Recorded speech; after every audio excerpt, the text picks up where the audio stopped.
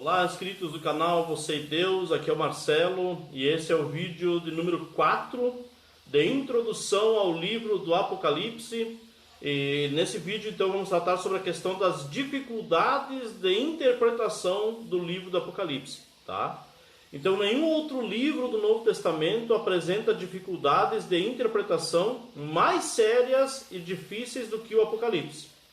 As imagens vívidas e o impressionante simbolismo produziram 4 abordagens principais, ou seja, na história da igreja, né, na história do estudo bíblico aí, 4 abordagens surgiram durante a história, tá? Então, a abordagem preterista, a interpretação preterista, a interpretação histórica, a interpretação idealista e a interpretação futurista. Tá? Então vamos ver algumas características de cada uma delas, tá? Para que você possa ter noção de que não é fácil também interpretar o Apocalipse. Tá? Não dá para dizer que é fácil, é só ler ali, interpretar, pegar algumas referências de outros textos bíblicos de toda a Bíblia.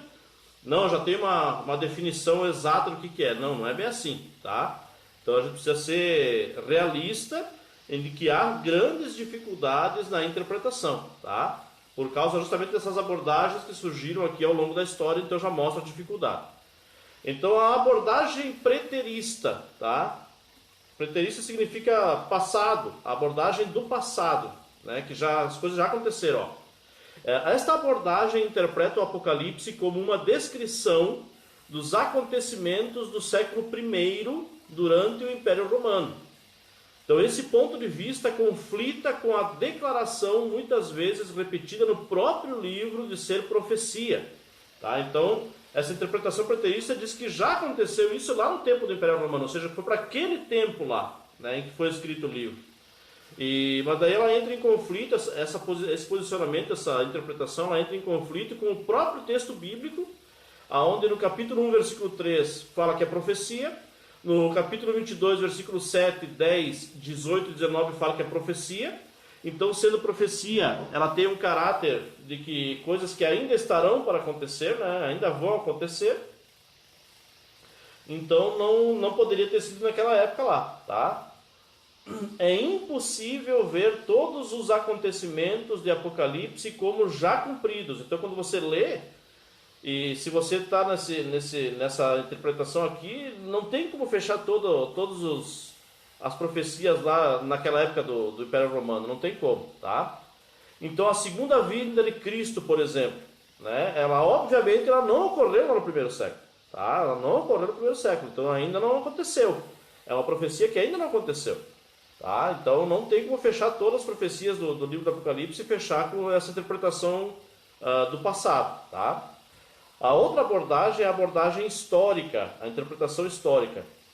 Ela encara o Apocalipse como uma visão panorâmica da história da igreja, a partir da era dos apóstolos até o tempo presente, vendo no simbolismo acontecimentos como as invasões bárbaras de Roma, o surgimento da Igreja Católica Apostólica Romana, tá?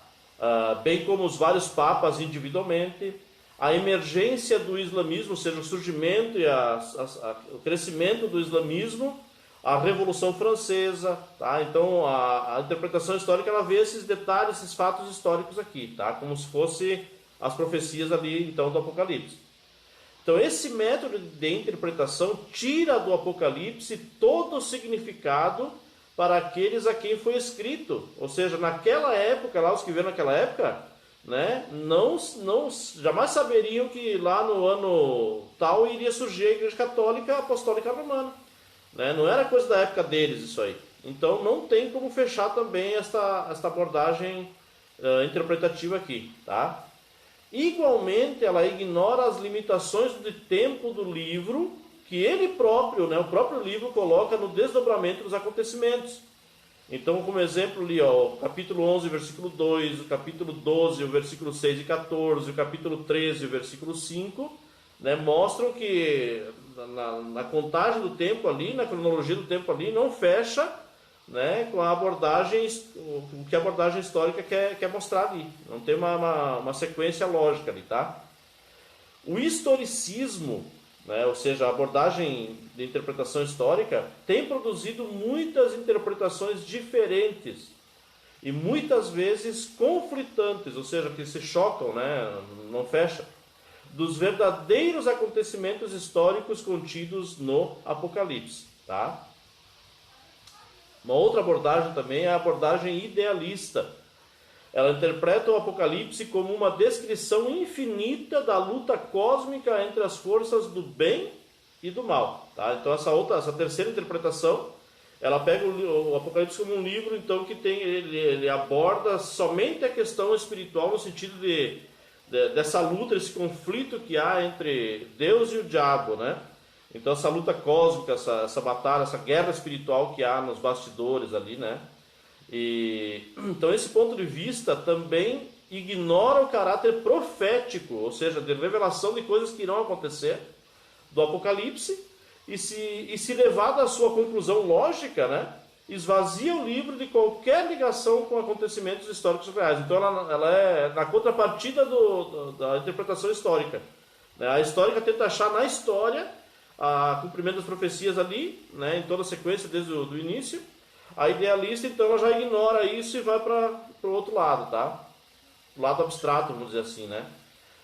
O Apocalipse, então, se torna meramente uma coleção de histórias com o objetivo de ensinar verdades espirituais. Não que a gente não possa, né, utilizar o livro do Apocalipse para tirar verdades espirituais dali, mas ele é um livro profético, ele é um livro de revelação de coisas que irão acontecer. Tá? Então a ênfase, o objetivo é a gente estudar o Apocalipse com essa ideia, com esse centro.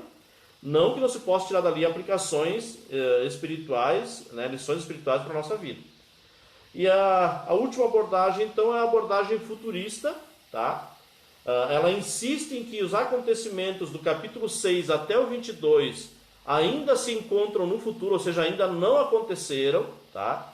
E essa é a abordagem que eu defendo, a abordagem que eu creio. Tá? E que esses capítulos, de modo literal e simbólico, retratam pessoas reais e acontecimentos que ainda estão por aparecer no cenário do mundo. Tá? Então eu acredito que a maioria das igrejas, dos pastores, uma grande parte dos pastores, eles abordam essa forma de interpretação futurista aqui do livro do Apocalipse. Tá? Claro que eu não tenho aqui uma estatística para saber quantos pastores fazem isso, ou quantas igrejas têm essa visão, tá?